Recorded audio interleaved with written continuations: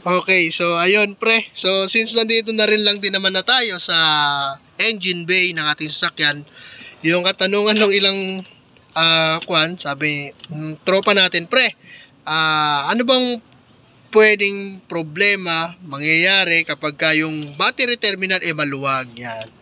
Ito yung battery terminal, negative, ito yung positive.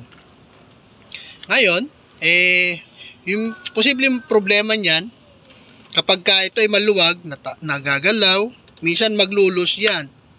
Maluwag minsan hindi magi-start kasi yung kuryente tumatalon. Bakit? Yung terminal nga maluwag yung pagkakaklam niya hindi mahigpit.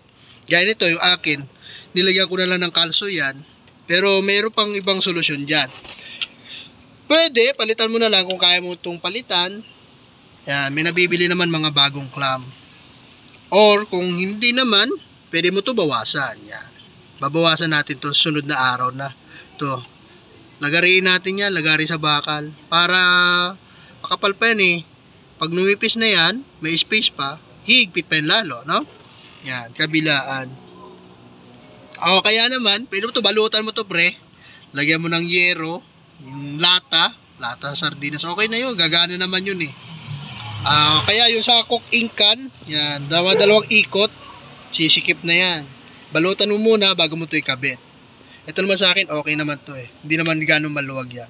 Ang problema nga pala, yan, nawawala tayo. Ito na, yung problema, posible mangyari, kapag ang battery terminal ay maluwag, mapamotor man yan o sasakyan, yung ating charging, hindi magkakarga na maayos yung battery.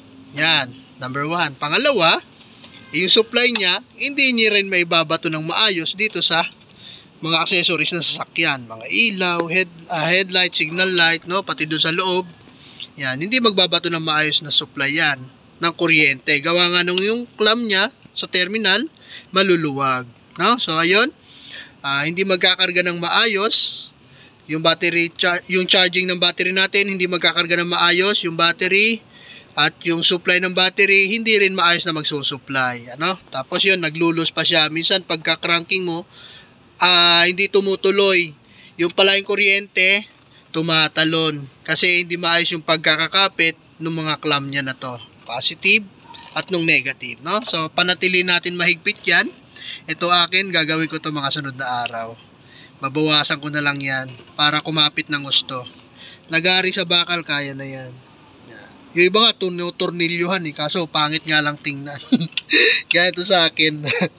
Pero, yan, mga DIY. Yan. So, ayun lang. See you on the next video. Bye-bye. Salamat. God bless sa lahat. Toyota 7K. Gasoline engine. Tamaraw FX. Yan. Standard variant.